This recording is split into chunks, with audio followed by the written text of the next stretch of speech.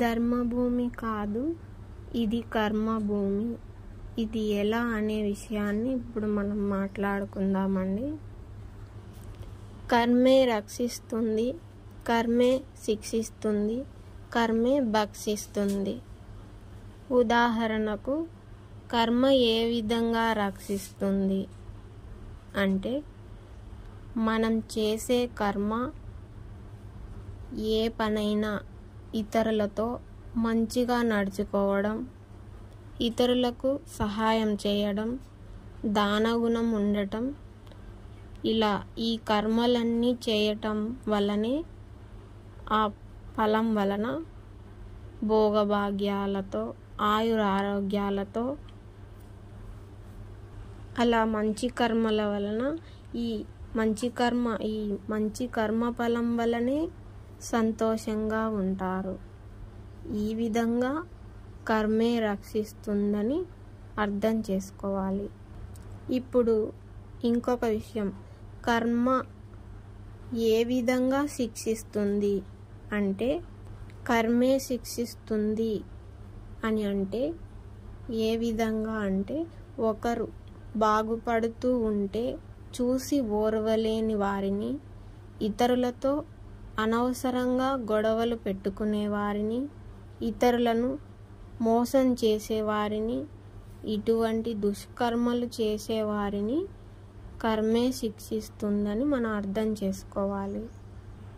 ఇప్పుడు కర్మే భక్షిస్తుంది అంటే ఏ విధంగా అని, ఉదాహరణకు ఇప్పుడు ప్రస్తుతం మనకు చుట్టుపక్కల మన బంధువులకి అందరికీ ఎవరికైనా అనారోగ్యాలు, షుగర్, బీపీ, పక్షవాతం, హార్ట్ అటాక్, కిడ్నీ ప్రాబ్లమ్స్, ఇలాంటివన్నీ, ఇటువంటి అనారోగ్యాలతో వారి వారి కర్మలు చేసుకున్న దాన్ని బట్టి కర్మలను అనుభవిస్తారు అని అర్థం చేసుకోవాలి. అలా వారిని కర్మే భక్షిస్తుంది అని అర్థం చేసుకోవాలి. అయితే ఇది ధర్మభూమి కాదు, కర్మభూమి అని అర్థం చేసుకోవాలి. మనం పరిస్థితులను బట్టి ధర్మం మారుతూ పోతూ ఉంటుంది. కర్మ మాత్రం నువ్వు ఏది చేస్తే అదే తిరిగి ఇస్తుంది. కర్మ అనగా కాలమే. ఈ భూమిపైన ధర్మం ఉంటుంది కానీ ధర్మాన్ని అందరూ పాటించరు. ధర్మాన్ని పాటించిన వారిని కర్మ బాధించదు. ఇక్కడ మనం ఒక ఉదాహరణ తీసుకుంటే, జంగిల్ బుక్లో అడవి నీతిని పాటించే తోడేలు బతుకుతుంది, పాటించని తోడేలు చస్తుంది. ఈ విధంగా మనం అర్థం చేసుకుంటే, ఈ విధంగా మంచి కర్మ చేస్తే మంచే జరుగుతుంది, చెడు కర్మ చేస్తే చెడు జరుగుతుంది. దానివల్ల మనం అనుభవించాల్సి వస్తుంది. ఇదంతా ఓ రీసైకిల్. ఈ రీసైకిల్లో ఉండాలా వద్దా నిర్ణయించుకోవాల్సింది మనమే. మనకి ఏదైనా దుఃఖం వచ్చినప్పుడు ఇదేమి కర్మరా భగవంతుడా అని అనుకుంటాము. అలా మనం అనుకున్నట్లు బాగున్నవారు అనుకోరు కదండి.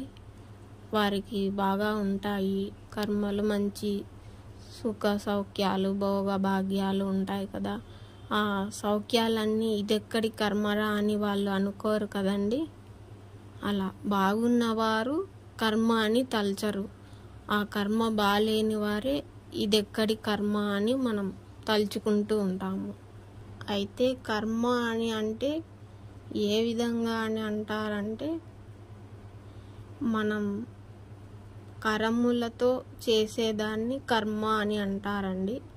అదే మన చేతులారా చేసే పనులు ఏవైనా ఉంటే దాన్ని కర్మ అని అంటారు.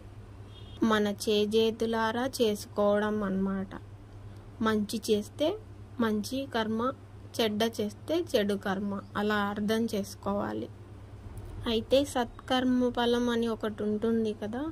ఆ సత్కర్మ ఏమిటంటే, మనం ఇప్పుడు వినే ఏ ప్రవచనాలు కానీ, దైవ విషయాలు వినడం కానీ, దైవ సన్నిధిలోకి వెళ్ళి ఉండడం కానీ, మనం అతీతంగా ఆలోచించే ఆ దైవ అనుగ్రహం వల్ల మనం వేసే ప్రతి అడుగు సత్కర్మ కిందికే వస్తుందండి.